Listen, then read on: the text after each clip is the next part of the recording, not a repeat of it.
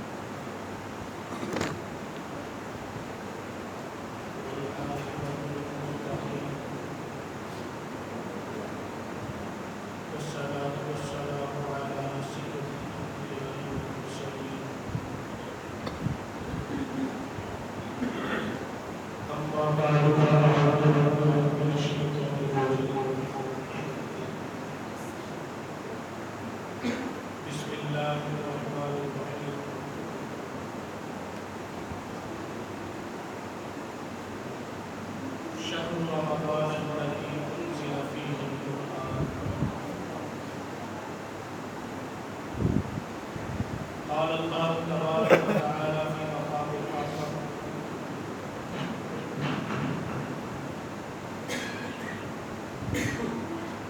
وننزل من القرآن ما هو شفاء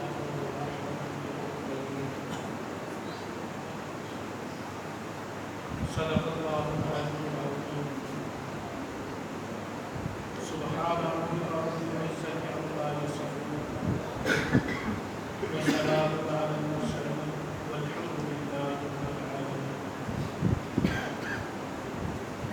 اللهم صل على محمد وعلى آل محمد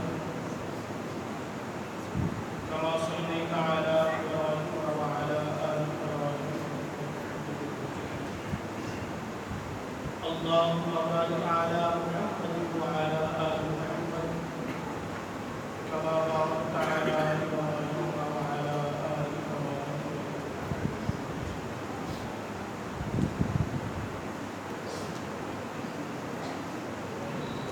قرآن وہ کتاب ہے جو در سے انقلاب ہے، قرآن وہ کتاب ہے جو در سے انقلاب ہے، سمجھ کے اگر کوئی پڑھے تو نور علی نور ہے، بلا سمجھ کے بھی پڑھے تو باعث سرور ہے۔ بے انتہائی واجب احترام عزیز دوستو اور بزرگوں، آج اپنے برادر عزیز مولانا حافظ اسلام صاحب ان کی خصوص دعوت اور اپنے برادر مکرم حضرت مولانا محمد تنویر صاحب ان کے حکم پر آپ سے ہم کلامی کا شرف حاصل کر رہا ہوں۔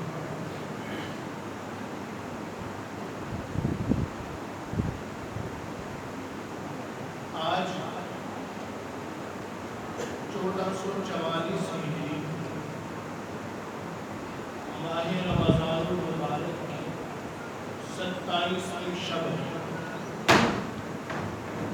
اور یہ شب 7 راتوں میں سے ایک رات ہے۔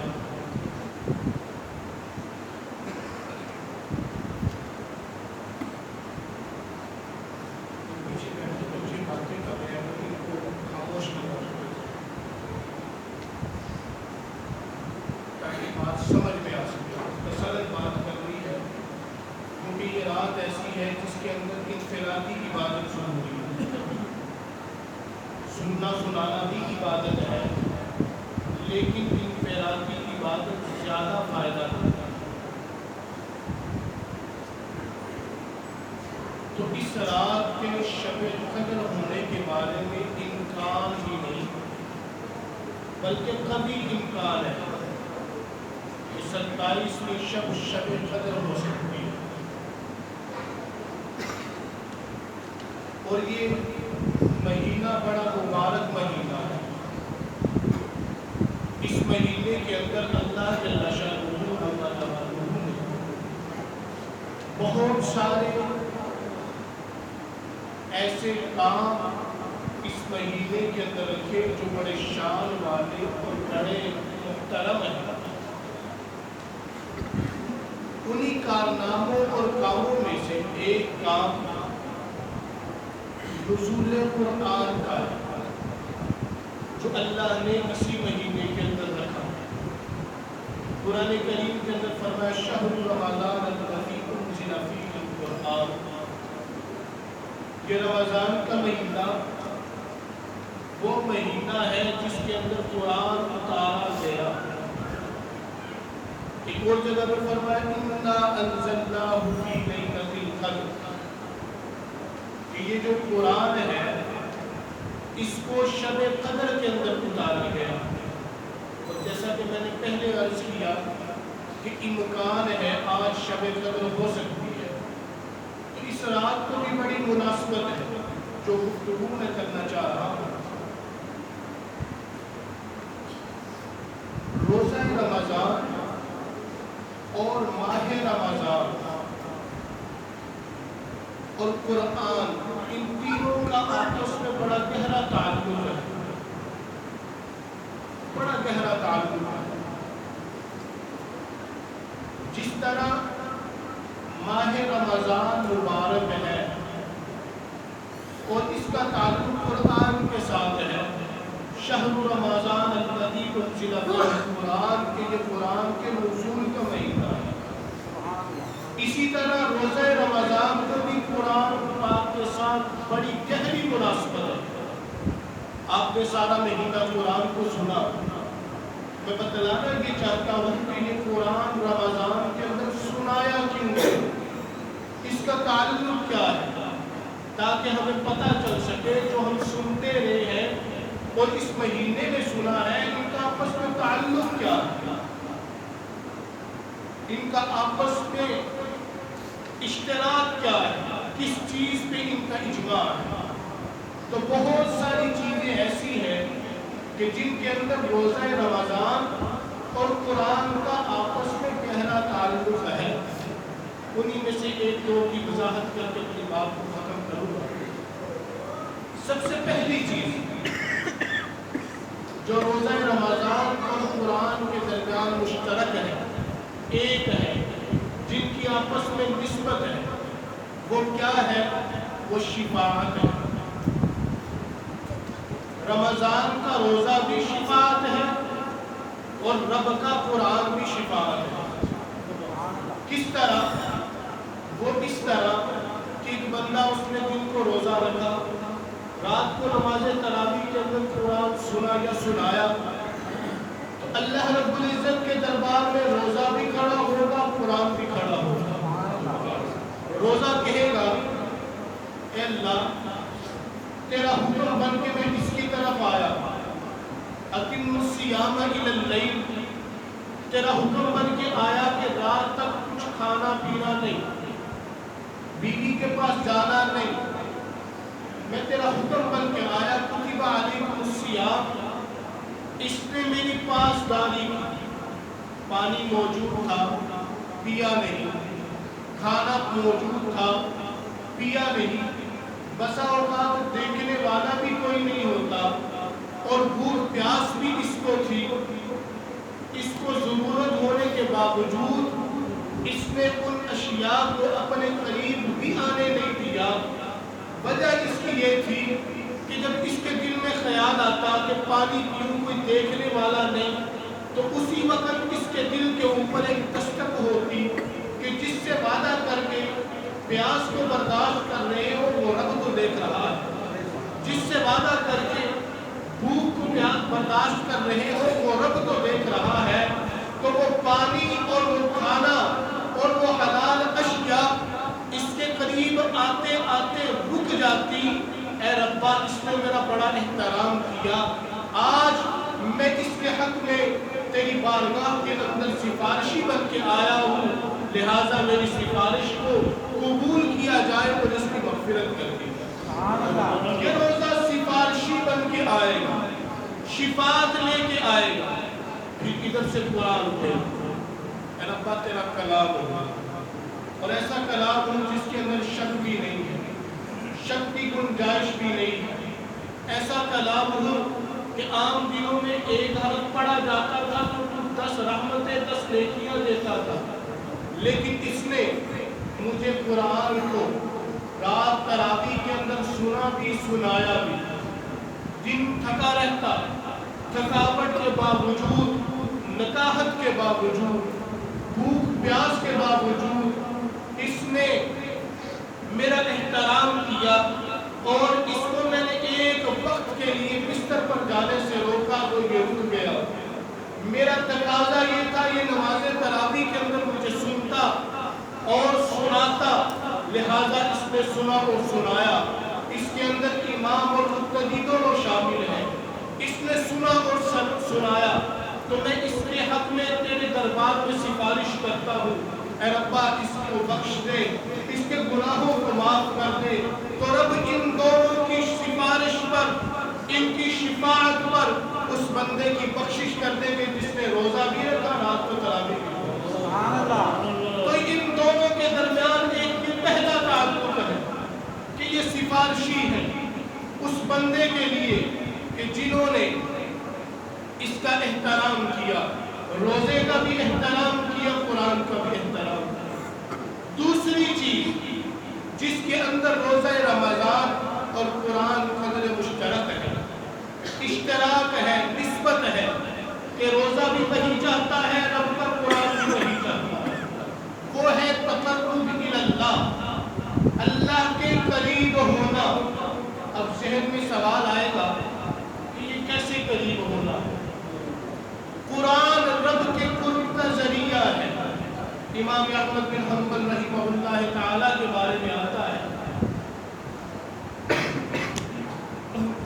کہ ایک دفعہ سو رہے تھے کہ خواب میں اللہ رب العزت کی زیارت ہوئی، پوچھا مولا مجھے کوئی ایسا عمل بتا دیجئے کہ میں آپ کے قریب ہو جاؤں جو آپ کی قربت کا سبب بنے۔ تو اللہ نے فرمایا کہ قرآن کریم کی تلاوت کیا کرو، کثرت سے قرآن کو پڑھا کرو۔ امام احمد بن حنبل کہنے لگے مولا فہم او بلا فہم، سمجھ کے پڑھوں یا بلا سمجھ کے پڑھوں؟ سمجھ کے پڑھوں یا بلا سمجھ کے پڑھوں؟ تو رب کی ذات نے فرمایا فہم او بلا فہم، کہ سمجھ کے پڑھو یا بغیر سمجھ کے پڑھو یہ میرے قرب کا سبب ہے۔ اب کوئی قرآن کو سمجھ کے پڑھتا ہے، قرآن کے معانی کے اوپر غور کر کے پڑھتا ہے، تو یہ اس کے لیے ہدایت کاملہ ہے۔ لیکن ایک بندہ ایسا ہے کہ اس کو سمجھ نہیں ہے کہ قرآن کے اندر لکھا کیا ہے، وہ پھر بھی قرآن کو پڑھتا ہے تو وہ اللہ کے قرب کا سبب بنتا ہے۔ وجہ اس کی کیا ہے کہ یہ قرآن اللہ کا کلام ہے، اور کلام کو صاحب کلام کے ساتھ ایک نسبت اور تعلق ہوتی ہے۔ ایک اس کی مثال آپ کے سامنے پیش کرتا ہوں کہ ایک بندہ ہے، وہ کوئی ڈائری یا کتاب لکھتا ہے، دوسرا اس کو دیکھ کے پڑھتا ہے۔ اب لکھنے والے کو جس کا کلام ہے اس کو یہ غرض نہیں ہے کہ اس کو میری لکھی ہوئی باتیں سمجھ بھی آ رہی ہے کہ نہیں آ رہی، لیکن جب وہ دیکھتا ہے کہ اس کے ہاتھ کے اندر میری کتاب ہے، میری ڈائری ہے، تو جس نے لکھی ہوتی ہے اس کو بڑی خوشی اور مسرت ہوتی ہے کہ اس بندے کا تعلق میرے ساتھ ہے، اسی لیے تو یہ میری کتاب پڑھ رہا ہے۔ تو جب رب کی ذات اپنے بندے کو دیکھتی ہے کہ اس بابا جی کے ہاتھ کے اندر میرا قرآن ہے، اس کو نہیں پتا الحمد کا معنی کیا ہے، اس کو نہیں پتا ذالک الکتاب کا معنی کیا ہے، اس کو نہیں پتا اس قرآن کے ذریعے اس کو کون سا پیغام دے رہا ہوں، اس کو نہیں پتا میں اس کے ساتھ کیسی باتیں کر رہا ہوں، لیکن اس کے باوجود اس کی گود کے اندر میرا قرآن ہے، میرا کلام ہے، تو اس وجہ سے رب کو اس بندے کے اوپر رحم آتا ہے، اور رحم آئے بھی کیوں نہ، اللہ نے قرآن کریم کے اندر فرمایا وَنُنَزِّلُ مِنَ الْقُرْآنِ مَا هُوَ شِفَاءٌ وَرَحْمَةٌ، یہ قرآن میں نے شفا بھی بنایا ہے، یہ قرآن میں نے رحمت بھی بنایا ہے، اور رحمت اس کی اللہ کا قرب ہے، اس کی رحمت اللہ کا قرب ہے کہ یہ قرآن پڑھ رہا ہے، پتہ نہیں ہے کیا لکھا ہے، جانتا نہیں ہے، لیکن پھر بھی قرآن کے اوپر انگلی کو پھیر رہا ہے، اس کی سطروں کو دیکھ رہا ہے۔ یہ قرآن تو وہ کتاب ہے جس کو دیکھنا بھی عبادت ہے، یہ قرآن تو وہ کتاب ہے جس کو چھونا بھی عبادت ہے، یہ قرآن تو وہ کتاب ہے جس کو چومنا بھی عبادت ہے۔ قرآن تو قرآن ہے، قرآن کے ساتھ نبی چیز کو بھی چومنا عبادت ہے۔ مسلمان ہیں، نسبت کے بڑے قائل ہیں، نسبت کی بڑی قدر کرتے ہیں۔ ایک کپڑا ہے بڑا سادہ، اس کا تعلق قرآن سے ہو گیا، وہ غلاف بن گیا۔ ایک سادہ لکڑی ہے، وہ قرآن کی تپائی بن گئی، لہر بن گئی۔ اب کوئی بھی مسلمان ہے، پڑھنا نہیں آتا، گھر کے اندر صفائی بھی کر رہا ہو تو بغیر وضو کے ریل کو ہاتھ نہیں لگاتا، بغیر وضو کے غلاف کو ہاتھ نہیں لگاتا، صفائی کر رہا ہے، قرآن ادھر سے ادھر رکھنا ہے، قرآن کو بھی چومے گا، غلاف کو بھی چومے گا، اور اس کے ساتھ ریل کو بھی چومے گا، اس کا ادب اور احترام بھی کرے گا۔ یہ قرآن رب کی رحمت بھی ہے اور رب کی قربت کا ذریعہ بھی ہے۔ تیسری چیز جو روزہ رمضان اور قرآن کے اندر قدر مشترک ہے وہ نور ہے، وہ نور ہے۔ یہ روزہ بھی نور ہے اور قرآن بھی نور ہے، روزہ بھی نور ہے اور قرآن بھی نور ہے۔ اس وجہ سے کہ قرآن کو پڑھ کے نور ملتا ہے، قرآن کو پڑھ کے نور ملتا ہے، اور روزہ رکھ کے کئی اشیاء ایسی ہیں ان کو ترک کر کے نور ملتا ہے، چھوڑ کے نور ملتا ہے۔ آپ کہیں کہ وہ کیسے؟ ایک چیز کو پڑھ کے نور لے رہے ہیں، دوسری کو ترک کر کے نور لے رہے ہیں۔ اللہ رب العزت نے قرآن کو نور بنایا، جہاں پہ اللہ کے نبی صلی اللہ علیہ وسلم کے بہت سارے فرامین ہیں کہ قرآن پڑھو گے یہ ملے گا، اولاد کو پڑھاؤ گے، حافظ قرآن بناؤ گے، سر پہ تاج پہنایا جائے گا، سورج کی روشنی اس کے سامنے مانگ پڑ جائے گی۔ قرآن کے جہاں پر اور بہت سارے اعجاز ہیں اور بہت ساری فضیلتیں اللہ کے نبی صلی اللہ علیہ وسلم نے ذکر فرمائی ہے، ان میں سے ایک فضیلت یہ بھی ہے کہ جب کوئی شخص قرآن کریم کی زمین کے اوپر بیٹھ کے تلاوت کرتا ہے تو آسمان والوں کی نظر میں وہ ایسے چمکتا ہے جیسے زمین والوں کی نظر میں آسمان کے ستارے چمکتے ہیں، جیسے ستاروں کا نور زمین والوں کو نظر آتا ہے۔ جب قرآن کی کوئی تلاوت کرتا ہے تو آسمان والوں کو بھی وہ زمین پر ایسے ہی نور نظر آتا ہے۔ حضرت ابی بن کعب رضی اللہ تعالی عنہ ایک بڑے جلیل القدر صحابی ہیں، اللہ کے نبی صلی اللہ تعالی علیہ وسلم نے پیغام بھیجا ابی بن کعب کو بلا کے لاؤ۔ صحابہ کرام بلا کے لائے، اللہ کے نبی کے دربار میں پیش ہوئے۔ اللہ کے نبی صلی اللہ تعالی علیہ وسلم نے فرمایا اے ابی بن کعب اللہ کا قرآن سنائیے، اللہ کے قرآن کی تلاوت مجھے سنائیے۔ حضرت ابی بن کعب کہنے لگے یا رسول اللہ میرے اوپر تو قرآن نازل نہیں ہوا، قرآن تو آپ کے اوپر نازل ہوا ہے، آپ سے بہتر کون پڑھ سکتا ہے، آپ سے زیادہ عمدہ تلاوت کون کر سکتا ہے، آپ سے بہتر قرآن کا فہم اور سمجھ رکھنے والا کون ہے، پھر میں کیسے آپ کو قرآن سناؤں۔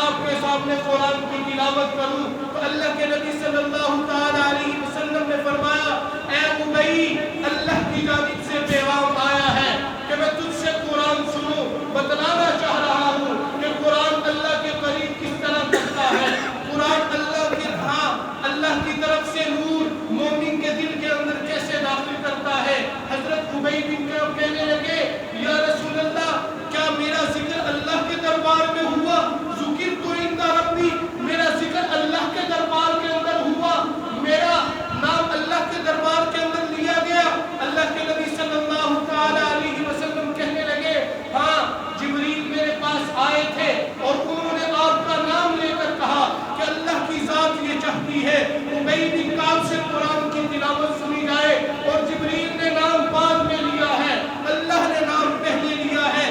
وجہ کیا ہے کہ جو بھی زمین کے اوپر قرآن پڑھتا ہے اللہ کے ہاں اور ملائکۃ اللہ کے ہاں اس کی چمک دمک ایسی ہی ہوتی ہے جیسے ہمیں ستاروں کی چمک دکھائی دے۔ یہ اللہ کی طرف سے نور کا سبب ہے، قرآن نور کا سبب ہے۔ ایک اور صحابی مشکوٰۃ شریف کی روایت ہے، حضرت سعید بن عزیر رضی اللہ تعالی عنہ، اللہ کے نبی صلی اللہ تعالی علیہ وسلم کے بڑے جلیل القدر صحابی ہیں، اپنے گھر کے اندر قرآن کی تلاوت کر رہے ہیں۔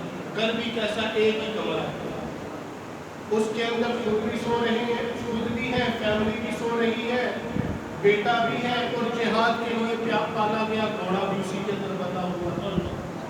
رات کو اٹھے ہیں، دنیا سو رہی ہے، اللہ کے نبی کا صحابی جاگ رہا ہے، دنیا دین کے مزے لے رہی ہے، اللہ کے نبی کا صحابی رب سے باتیں کر رہا ہے، قرآن کی تلاوت کر رہے ہیں۔ قرآن کی تلاوت شروع کی، گھوڑے نے اچھلنا کودنا شروع کر دیا۔ پریشان ہوئے کہ بیٹا پاس سو رہا ہے، کہیں ایسا نہ ہو کہ گھوڑا اچھلتا کودتا بیٹے کے سر کے اوپر پاؤں رکھ دے جس سے اس کی جان چلی جائے۔ پریشان ہوئے، تلاوت کو موقوف کر دیا، بند کر دیا۔ کیا دیکھتے ہیں کہ گھوڑا بھی اچھلنا کودنا بند ہو گیا، اپنی پہلی حالت کے اندر آ گیا۔ پھر دیکھا کہ سکون ہو گیا، پھر تلاوت شروع کرتا ہوں، پھر تلاوت شروع کی، پھر گھوڑے کی وہی کیفیت اچھلنا کودنا۔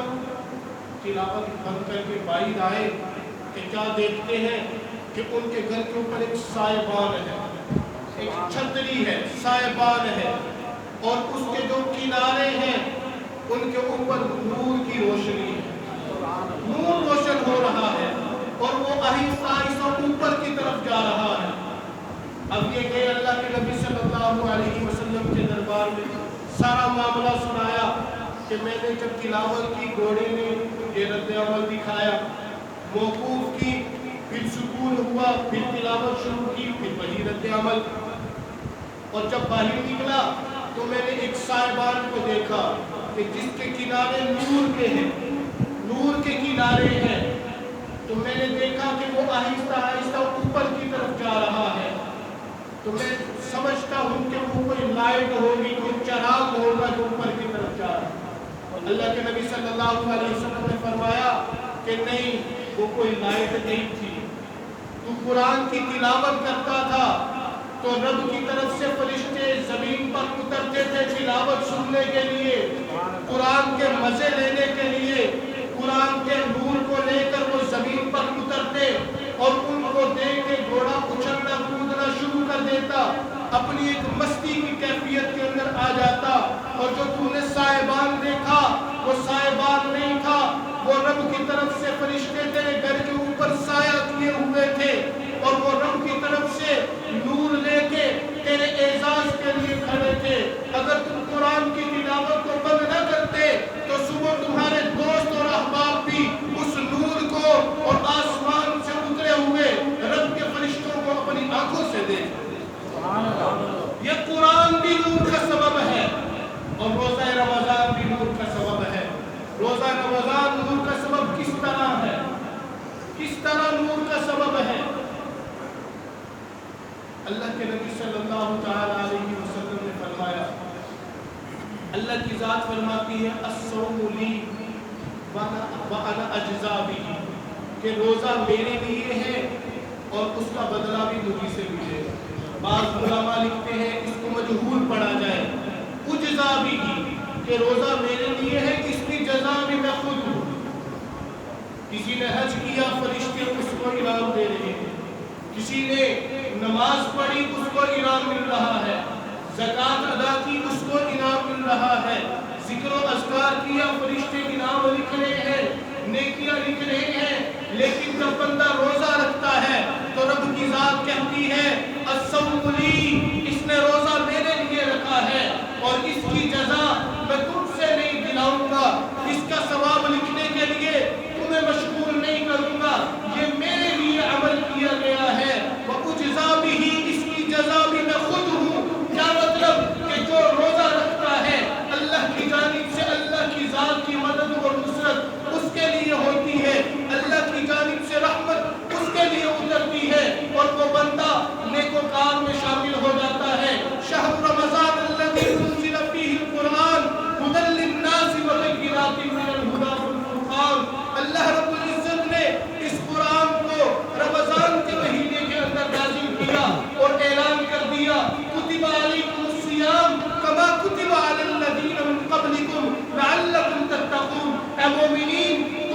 بھی روزے فرض کیے گئے، کس وجہ سے فرض کیے گئے؟ لعلکم تتقون، تمہارے متقی بنانے کے لیے، تمہیں پرہیزگار بنانے کے لیے، تمہاری تربیت کرنے کے لیے۔ تربیت کیا ہے؟ آئیے جانتے ہیں کہ رمضان کی تربیت کیا ہے۔ پانی انسان پر حلال تھا، رب کی جانب سے حکم آیا پانی نہیں پینا۔ کھانا حلال تھا، رب کی جانب سے حکم آیا دن بھر کھانا نہیں کھانا۔ بیوی حلال تھی، رب کی جانب سے حکم آیا دن بھر بیوی کے پاس نہیں جانا۔ اب رب نے ان چیزوں سے روک دیا جو اس کی اپنی ہے، رب نے ان چیزوں سے روک دیا جو اس کے لیے حلال ہے۔ اب تقاضا یہ ہے، رمضان کا تقاضا یہ ہے، روزے کا تقاضا یہ ہے کہ رمضان کے اندر اے انسان، اے مسلمان، تو کھانے سے رک گیا رب کے حکم کی وجہ سے، پینے سے رک گیا رب کے حکم کی وجہ سے، خواہشات سے رک گیا رب کے حکم کی وجہ سے۔ اب تقاضا یہ ہے، غیر رمضان کے اندر رب کی جانب سے حکم آئے گا سود کے پاس نہیں جانا، تم نے سود سے رکنا ہے۔ رب کی جانب سے حکم آئے گا حرام نہیں کھانا، حرام سے رکنا ہے۔ رب کی جانب سے حکم آئے گا نظروں کی حفاظت کرنی ہے، حرام کام سے رکنا ہے، تم نے اس سے رک جانا ہے۔ یہ وجہ ہے کہ رب نے رمضان کا مہینہ دیا، روزہ رمضان دیا، قرآن دیا، تاکہ مسلمان ہدایت پا سکے، تاکہ وہ اپنے آنے کے مقصد کو سمجھ سکے، رب کی ابدیت کو سمجھ سکے، اس کی الوہیت کو پہچانتے ہوئے اس کے احکامات پر عمل کرے۔ یہ رمضان اور روزہ رمضان کا خلاصہ ہے۔ پورا مہینہ روزے رکھے ہیں، معلوم تو ہو رکھے کس لیے، وجہ کیا ہے؟ لعلکم تتقون، تاکہ متقی بنو۔ تمہاری تربیت کر رہا ہوں، رب کہتا ہے تمہاری تربیت کر رہا ہوں۔ کیوں؟ تاکہ 11 مہینے تربیت کے ساتھ گزار سکو، 11 مہینے رمضان کے مہینے کی طرح گزار سکو۔ تو میرے بھائیوں، یہ ہمارے لیے تقاضا ہے۔ زیادہ لمبا چوڑا وقت نہیں لینا چاہتا، کیونکہ تعطیلاتوں میں سے ایک رات ہے۔ جیسا کہ میں نے پہلے عرض کیا کہ بعض و نصیحت سے بہتر اس رات کے اندر نفلی عبادت ہوا کرتی ہے کہ ہم نفلی عبادت کریں۔ اور مجھے پتہ چلا کہ آپ کی اس مسجد کے امام صاحب جو ایک طویل عرصہ سے امامت اور خطابت اور دیگر امور جو ہیں ان کو سر انجام دے رہے تھے، حضرت مولانا یونس حنیف صاحب، اللہ رب العزت ان کی قبر کے اوپر کروڑوں رحمتیں نازل کرے اور ان کے درجات کو بلند فرمائے۔ ان کی اولاد، اگر میں اندر بیٹھا ہوا تھا، میرے حافظ صاحب بتا رہے تھے کہ جس نے تلاوت کی پہلے یہ ان کا پوتا ہے اور بعد میں جس نے تلاوت کی یہ ان کا بیٹا ہے، تو یہ ان کی قبولیت کی نشانی ہے۔ کسی نے پوچھا اللہ والوں کی نشانی کیا ہے؟ اللہ والوں کی نشانی کیا ہے؟ وہ تو عام نماز پڑھتے ہیں ہماری طرح، ذکر و اذکار کرتے ہیں ہماری طرح۔ جواب دینے والے نے بڑا خوبصورت جواب دیا، اس نے کہا تمہیں ان کی اولاد میں حافظ قرآن نظر نہیں آتے؟ ان کی اولاد میں حافظ قرآن نظر نہیں آتے؟ کیا یہ ان کی قبولیت کی دلیل نہیں ہے؟ کیا یہ ان کے اوپر رب کے راضی ہونے کی دلیل نہیں ہے کہ اللہ نے ان کی اولاد کے اندر قرآن کو منتقل کر دیا؟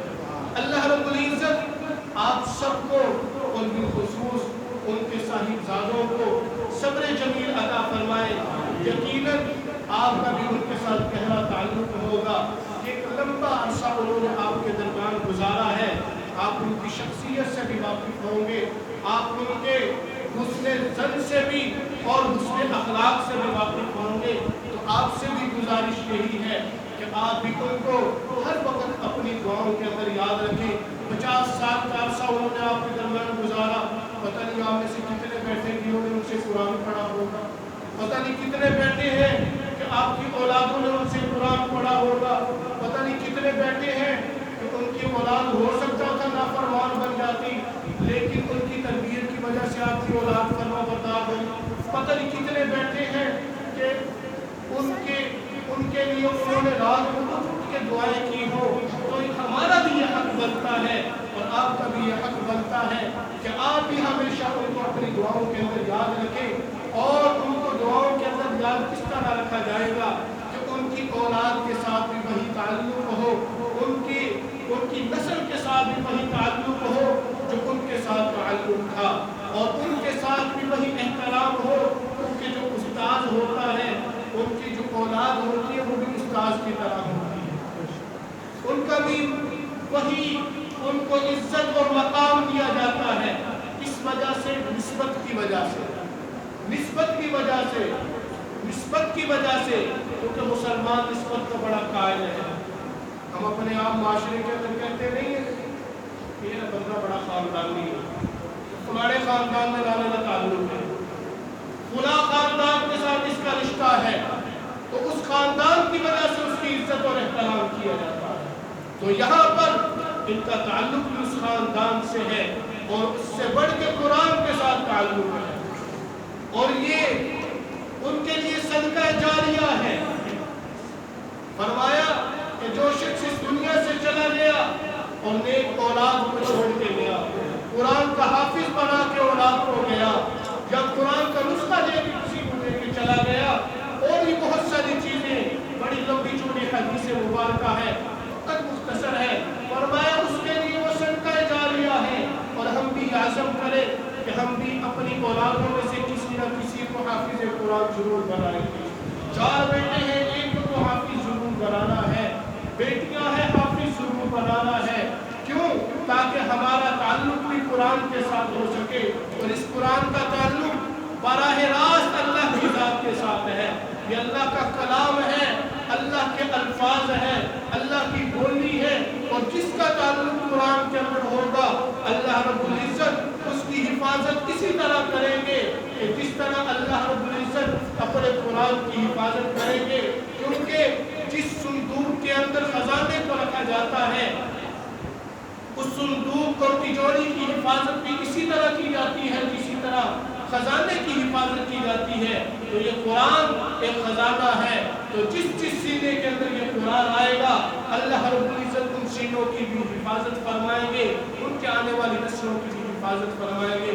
اللہ رب العزت ان کی قبر پر کروڑوں رحمتیں اور برکتیں نازل فرمائے، اور ورثاء کو صبر جمیل عطا فرمائے، اور ان کی اولاد کو اور ہم سب کی اولادوں کو تا قیامت قرآن کے ساتھ ان کا تعلق فرمائے، اور ہمارا مردہ اور جینا قرآن کو بنائے۔